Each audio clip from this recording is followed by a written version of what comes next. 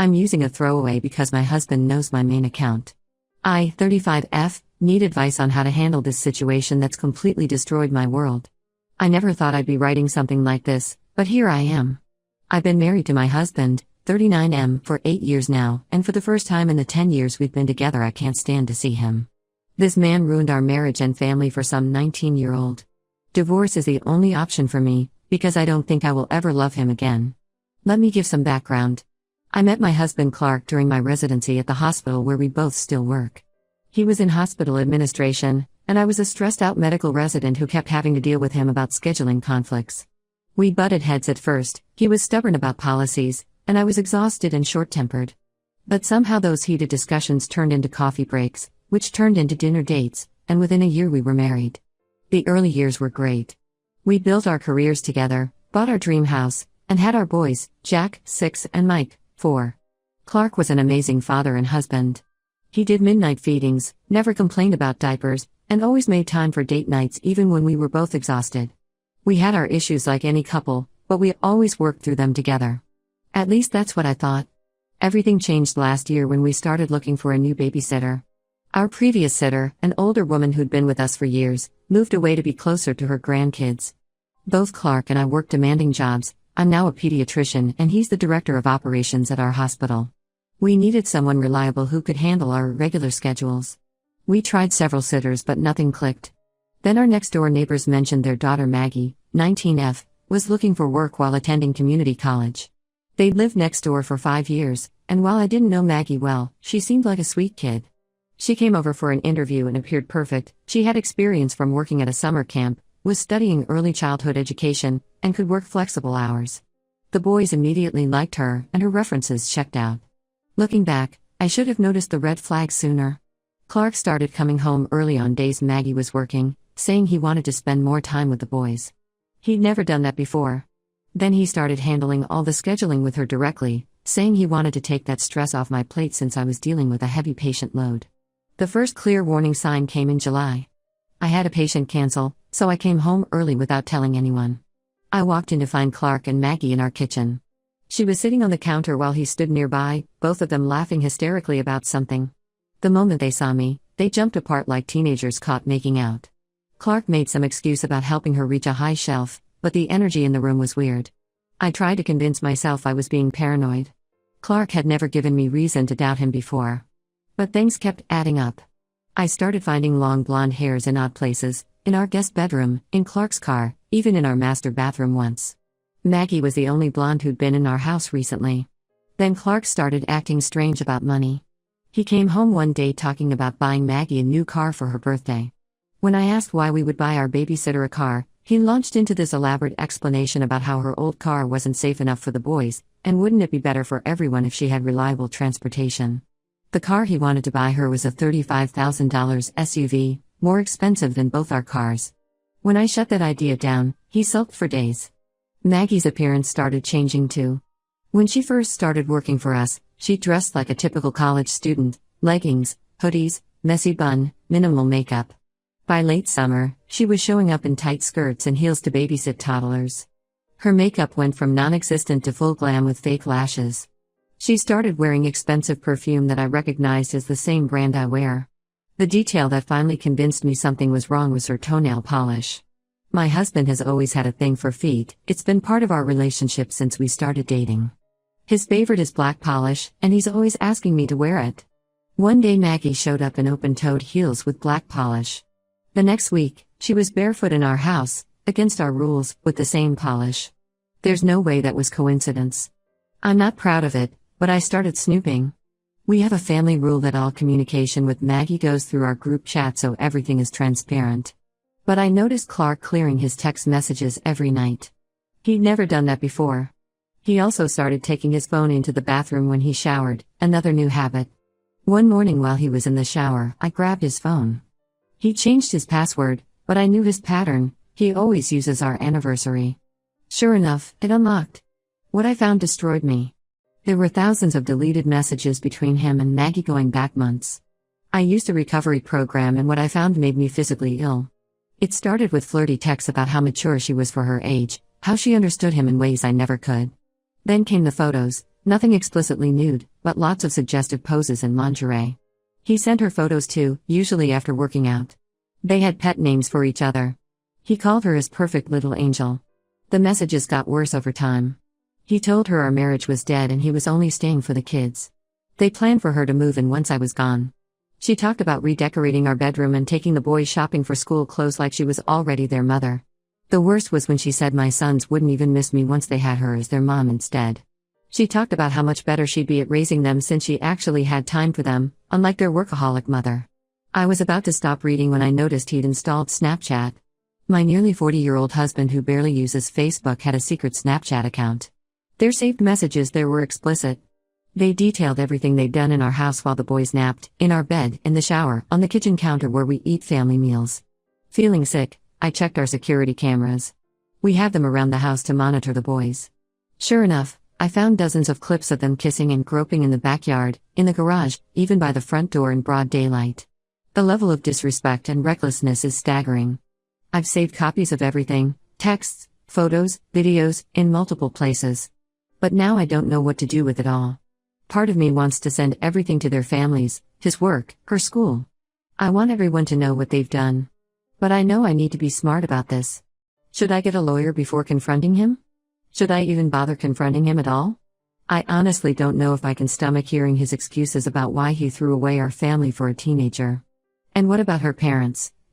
They live right next door and trusted us with their daughter. Don't they deserve to know what kind of person she really is?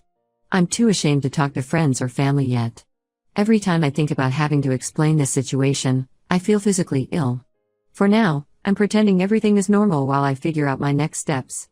This whole situation feels surreal, like a nightmare I can't wake up from. Any advice on how to proceed would be appreciated. I know divorce is inevitable. I could never trust or respect him again after this. I just need guidance on the best way to handle this mess. Update 1 first, I want to thank everyone who commented on my original post. Your support and advice gave me the strength to take action. These past 2 weeks have been a roller coaster, but I'm finally ready to share what's happened. After reading all your comments, I met with a divorce attorney the next morning. She helped me understand my options and gave me a clear plan. First priority was gathering evidence and financial documents before confronting Clark. I spent a week quietly collecting everything: bank statements, retirement accounts, property records, all the evidence of their affair, plus our marriage and children's documents. I made copies of everything and stored them at my office.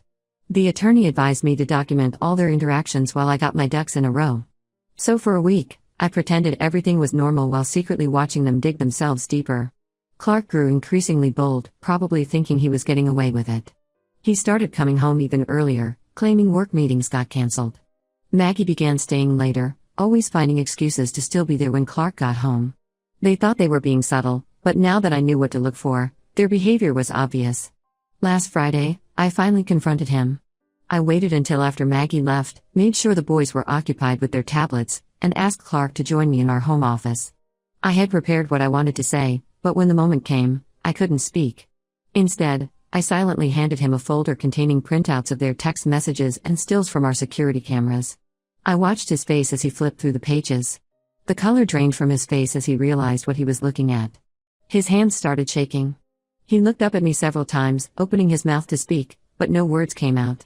Finally, he tried the typical cheater script. It wasn't what it looked like. He could explain everything. She meant nothing to him. He still loved me. When I didn't respond, he switched tactics. Suddenly it was my fault. I worked too much, was emotionally unavailable, didn't appreciate everything he did for our family. He claimed he was lonely and Maggie was just there to listen. When that didn't work, he started crying, begging me not to destroy our family, saying the boys needed both parents together. I finally found my voice and told him I wanted a divorce. He immediately got angry, saying I was overreacting to what was basically just harmless flirting. He had the nerve to tell me I was trying to paint him as some kind of predator when Maggie was a consenting adult. That's when I lost it. I asked him how he'd feel if some 39-year-old man was pursuing our teenage babysitter, grooming her with expensive gifts and sexual attention. I asked if he'd be fine with Jack or Mike dating someone his age when they're 19. He had no response to that. I told him I'd already contacted a lawyer and he needed to move out immediately. He refused at first, saying it was his house too and I couldn't force him to leave. That's when I mentioned that as director of operations, he might want to consider how HR would view him sleeping with a teenage employee under his supervision. The hospital has strict policies about relationships with subordinates, and technically Maggie was an employee since we paid her through the hospital's childcare assistance program. He agreed to stay with his brother while we sort things out. Then came the hardest part, telling our families. I started with my parents. My mom cried and my dad wanted to drive over immediately to confront Clark. They were hurt but completely supportive of my decision to divorce him. They even offered to help with lawyer fees if needed. His parents were a different story. His mom actually tried to defend him, saying I must have driven him to it by prioritizing my career over my family. She brought up how often I'm on call and suggested maybe if I'd been home more, he wouldn't have been tempted by a younger woman. His dad was more reasonable. He apologized for his son's behavior and promised to talk some sense into him. The most dramatic reaction came from Maggie's parents. I went next door Saturday morning with copies of everything. Her mom broke down sobbing while her dad read through the messages. They had no idea their daughter was involved with a married man twice her age. Apparently she'd been lying to them about dating a boy from her chemistry class. Her dad was furious, not just at Clark, but at Maggie too. They'd already caught her in inappropriate situations with older men before but thought she'd learned her lesson. That night, Maggie's dad confronted Clark, who was picking up some clothes from our house. Their shouting match got so heated that 3 different neighbors called the police.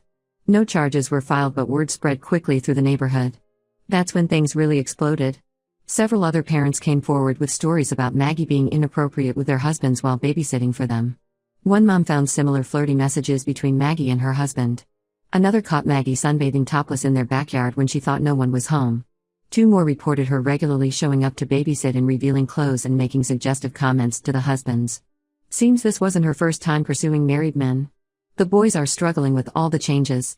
They don't understand why Daddy isn't living at home anymore or why Maggie suddenly stopped coming over. I've arranged for them to start seeing a child therapist next week to help process everything. Meanwhile, Clark is trying to paint himself as the victim, telling anyone who'll listen that I'm trying to alienate his children from him.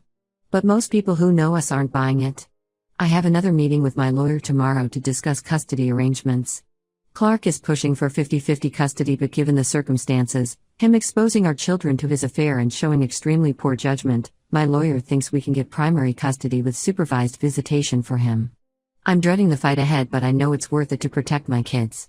More updates to come as things develop. Thank you again for all the support and advice. It's helped me stay strong through this nightmare. Update 2: the situation has gotten even messier since my last update. What started as a personal crisis has turned into a neighborhood-wide scandal with revelations I never expected.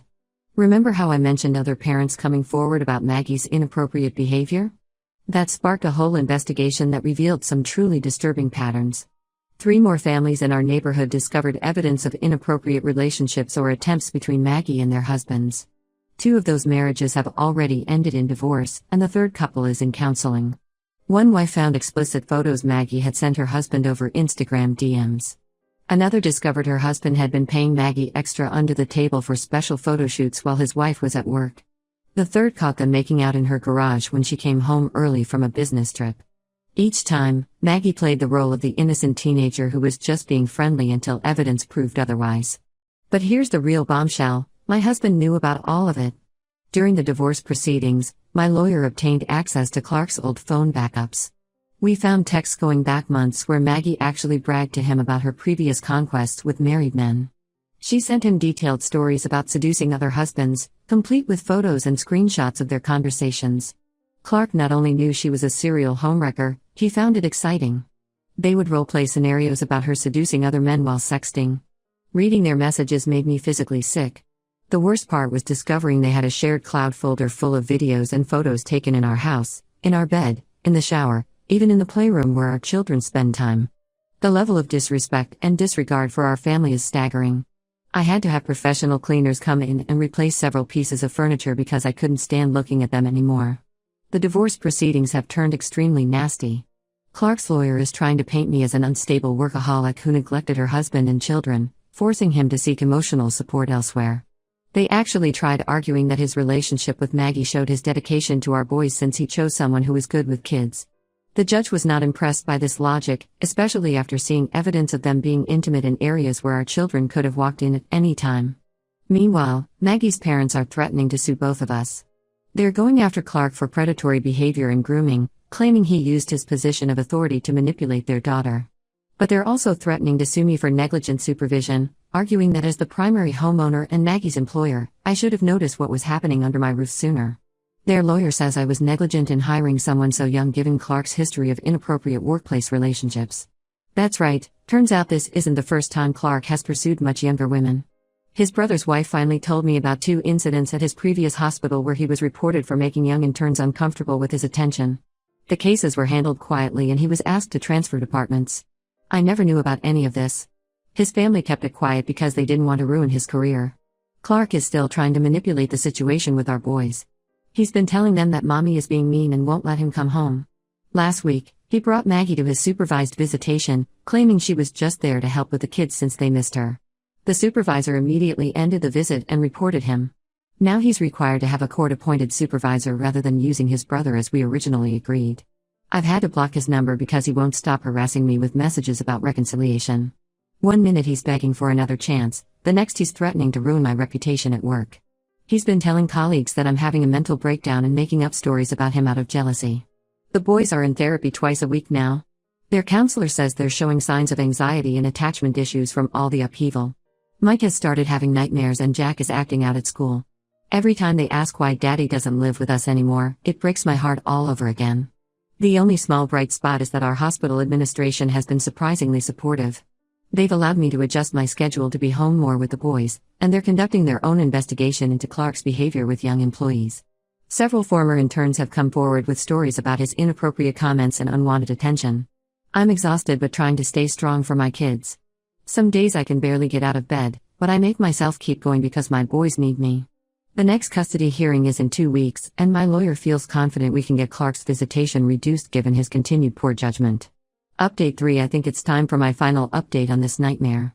A lot has happened since my last post, and while not everything is resolved, I've reached a point where I can finally breathe again. The divorce was finalized last week. After months of legal battles, I got primary custody of the boys with Clark having supervised visitation twice a month. He's required to complete both parenting classes and counseling before he can request unsupervised visits. The judge was particularly concerned about his pattern of exposing our children to inappropriate relationships and his continued poor judgment during the divorce proceedings. Clark fought the custody arrangement hard, but his case fell apart when more evidence of his inappropriate behavior emerged. 3 former hospital interns testified about his history of pursuing young employees. The hospital's investigation uncovered a pattern of him specifically requesting to mentor female interns under 25. He was forced to resign to avoid being fired. Last I heard, he's working at a private clinic in another state. Maggie's parents ultimately decided not to sue after their lawyer advised them it would only bring more negative attention to their daughter.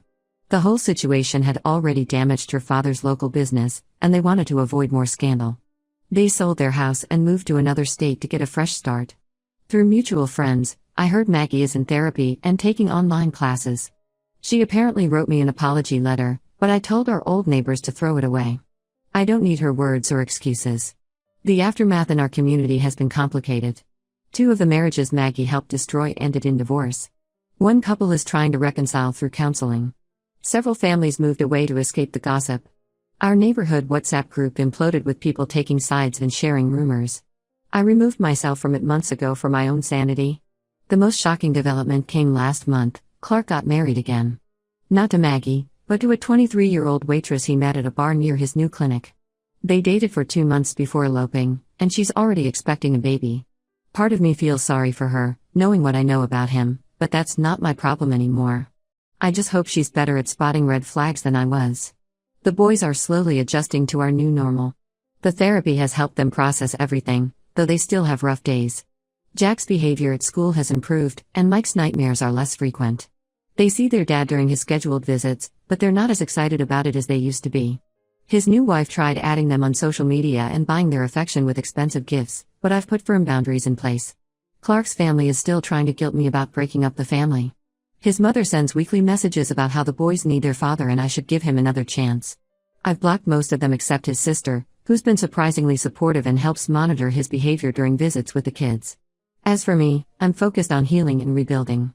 I've switched to a more flexible schedule at the hospital to spend more time with my boys. We moved to a smaller house closer to my parents, which helps with childcare and gives us a fresh start away from painful memories. Some days are harder than others, but I know I made the right choice in leaving. I've gone completely no contact with Clark except regarding the kids, and even then only through our court-appointed communication app. When people ask what happened to our marriage, I'm no longer ashamed to tell the truth. He made his choices, and now we all have to live with the consequences. Thank you all for supporting me through this nightmare. The advice and encouragement from this community helped me stay strong when I wanted to give up. If anyone else finds themselves in a similar situation, trust your gut and don't let anyone gaslight you into accepting unacceptable behavior. You deserve better.